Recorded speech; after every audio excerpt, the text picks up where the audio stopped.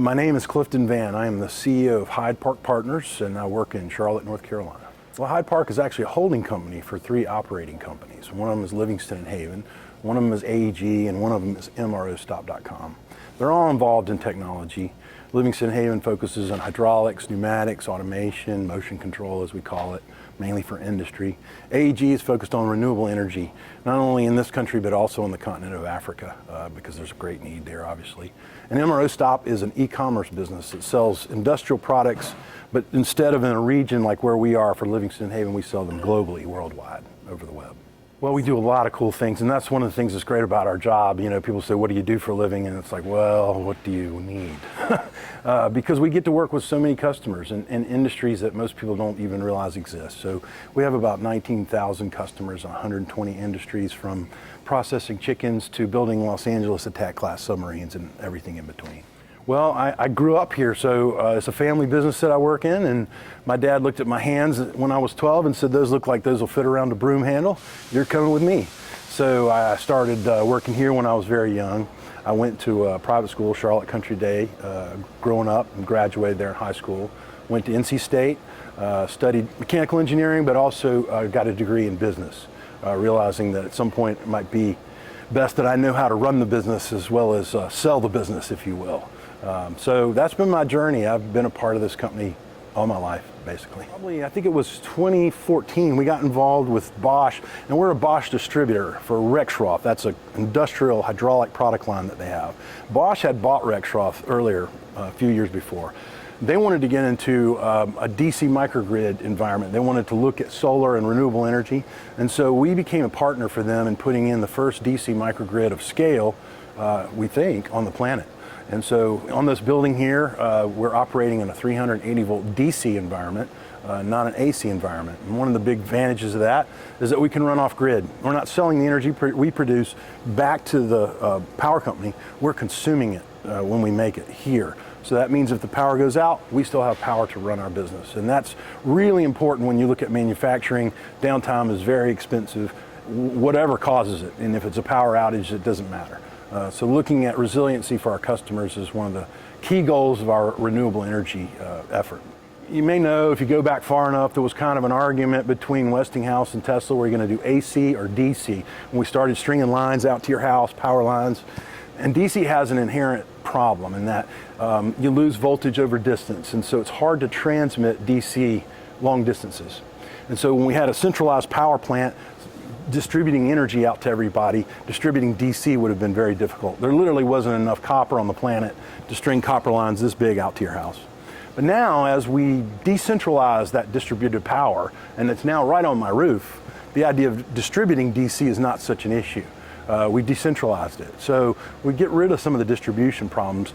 DC is effectively more efficient than AC when we look at the load side, lighting, motor loads, these kinds of things. So we're going to see us move from an AC environment to a DC environment. And part of that is because we're creating more DC loads. Anything with a battery in it is DC powered. So all these new electric vehicles we're producing, they want DC energy. Your cell phone, your laptop, your golf cart, all these things want DC energy. And many industrial loads are also DC. So I think what we're going to see as part of this renewable energy revolution is also a revolution on the type of energy that we consume. Absolutely. So solar natively produces direct current. And normally what we do in a solar system today is we invert that energy from DC to AC so we can consume it, right? But we also know that there are losses in that conversion process. So when we invert energy from one form to another, we lose some of that energy. Best if you can develop the energy that the load wants natively, which is what solar does. So when we have a DC load, we have a DC power production, no need to change that power configuration. We go DC to DC and we have a much more efficient energy relationship then. Well, as we look at promoting more solar energy, especially like places like Africa where they really don't have a grid, and you could argue there's not an argument to produce a grid given where we're going with energy today, then you're going to produce a lot more direct current energy. It only makes sense that you would start to produce more DC loads.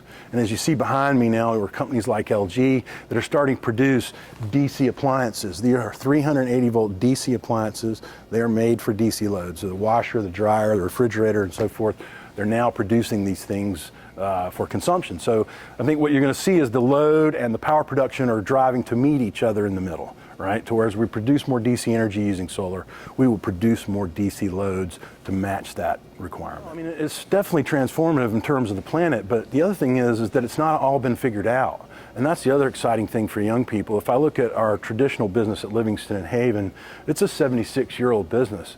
A lot of these things we've figured out, right? And that doesn't mean we can't enhance them and change them, we can, but we're on the forefront of creating this new world of renewable energy. So for young people, it's not only the ability to transform the planet, but it's the ability to have a real impact on what is going to be the outcome, because we really haven't figured this out yet. We're just starting to move in that direction, and there's a lot more questions than answers, and we need people, young people, to come in and say, hey, what is the answer? Let's figure this out together. Yeah, we have spent a lot of time in local education, and you know, part of that's selfish, of course. We've lost a lot of talent here, and but so have my customers, and so has the community. And we recognize that manufacturing is part of what supports and helps our middle class and helps people grow, and we want to get back to that. We also know that manufacturing provides security for the nation, that we can produce our own things. Think about what happened during the pandemic. We don't make masks here, so what do we have to do? We have to try to import masks from the same place that we imported the virus.